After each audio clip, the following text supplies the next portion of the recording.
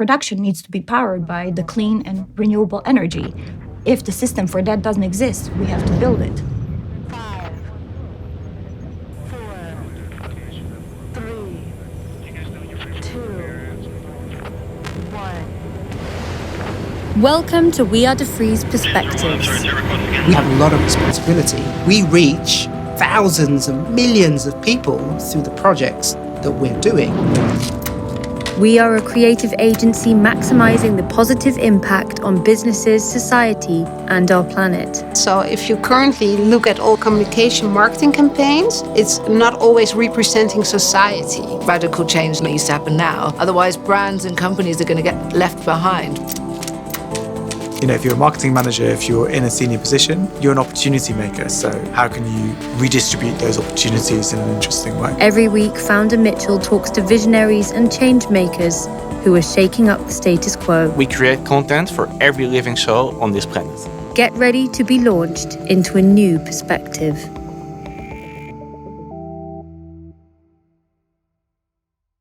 Quick fire question round. Jeans or denim jacket? Denim jacket.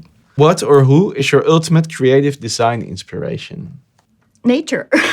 Wow, I like it. What's your favorite fashion brand? I don't have one. What is your biggest strength? Adaptability. And what's your guilty pleasure? Chocolate.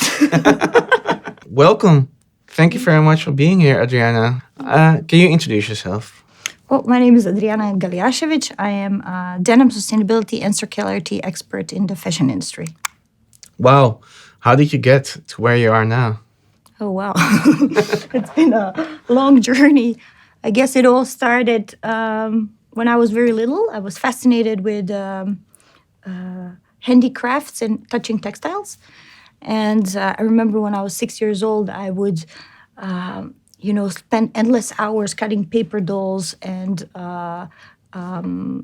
playing with different materials, going to my parents' closet, trying to fit the clothes to myself. Yeah. So from an early age, I had this affinity, and also, looking through the fashion magazines and watching fashion shows. That was something that I remember as a kid that was mesmerizing to me. So as a teenager, I grew up in a war-torn ex-Yugoslavia. I found refuge in drawing clothing and looking through the art history books, and that's when I kind of had this dream of becoming a fashion designer. It was completely clear to me at that time. After the war, my family was fortunate enough to emigrate to the United States. And that's where I pursued my passion and my dream through both through the education, my personal life, as well as my profession. After finishing my studies in art history and fashion design in early 2000s, I was working with lots of premium denim brands, and as well as celebrity clothing lines that I was designing. And that's when I became fascinated with denim. But I think the biggest turning point in my life was in 2005 when I read the book Cradle to Cradle, Remaking the Way That We Make Things, which was written by a chemist, Michael Bronkart, and an architect, William McDonough. This book has really left a lifelong impression on me and has shaped my career ever since. Not only career, but my personal life as well. So that's how I got to where I am, in a way. Wow, it's been a journey, to say. You started talking about the cradle-to-cradle philosophy. Can you tell us a little bit what it's about? Well, cradle-to-cradle philosophy, it is inspired by nature.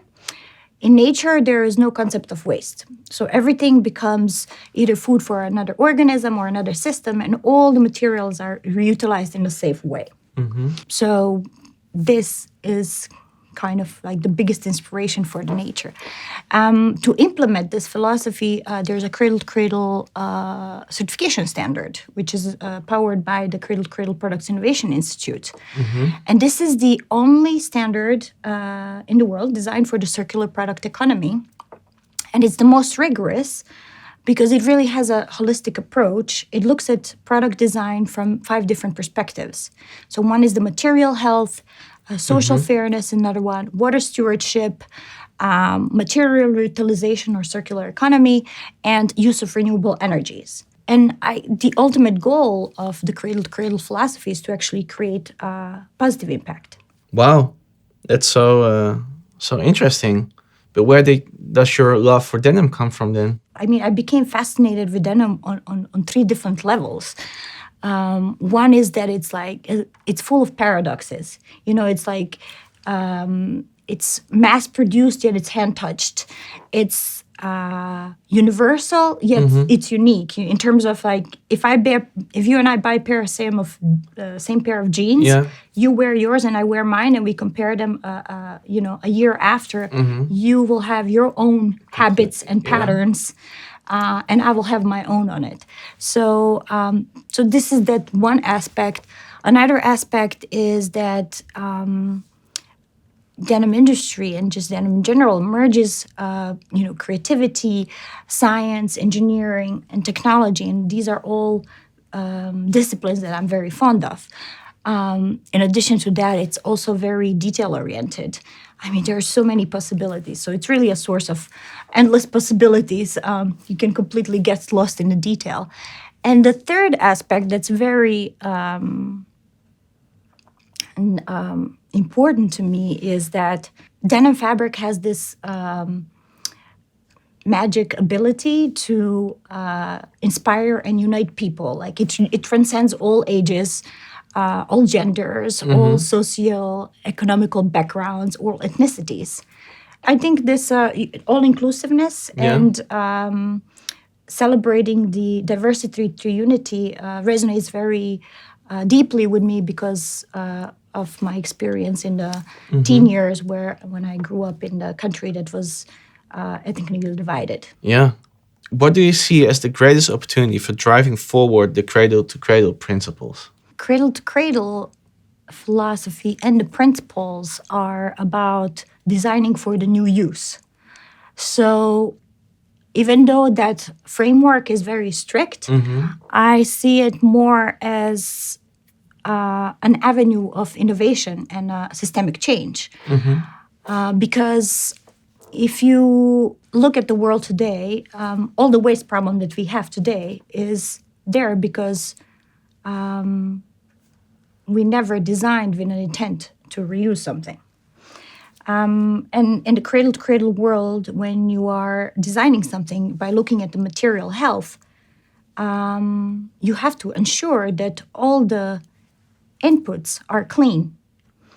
And to ensure that, you have to have like super high level of transparency amongst your supply chain. So cradle-to-cradle principles to me can help us transcend to the new industrial revolution, which is where key principle is circularity. Only by having the right tools, we can create the products of the future. Can you talk a little bit more about your role in collaboration and education and system thinking? Yeah, I guess in addition to like action research, collaboration, systems thinking, education, and sharing have been the common thread when it comes to innovation at scale. Like just going through my career over the last 15 years, working in the realm of sustainability and circularity, that's what I noticed. And on the industry level even, the beautiful thing is that, when we launched the world's first cradle-to-cradle denim fabric at gold level, we actually thought, okay, as a brand alone, we cannot change the entire industry. So let's share all of our findings with the rest. So we actually made the fabric open source.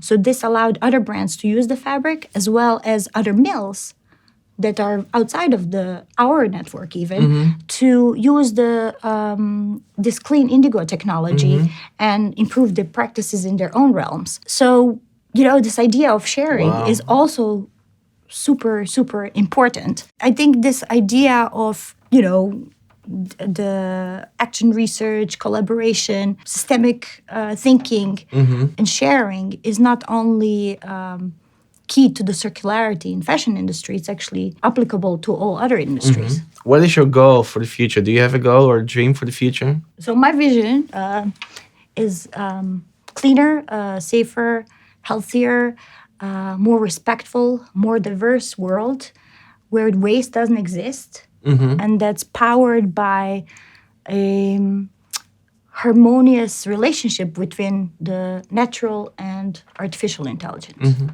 So that's kind of what I would. Sounds like a Like beautiful for our place to future. be in Yeah. and to live. I think that's a very nice way to end our conversation. Thank you so much for being here. Thank you for sharing all your knowledge. And thank you for especially inspiring us. Well, thank you very much for having me and for inspiring me as well.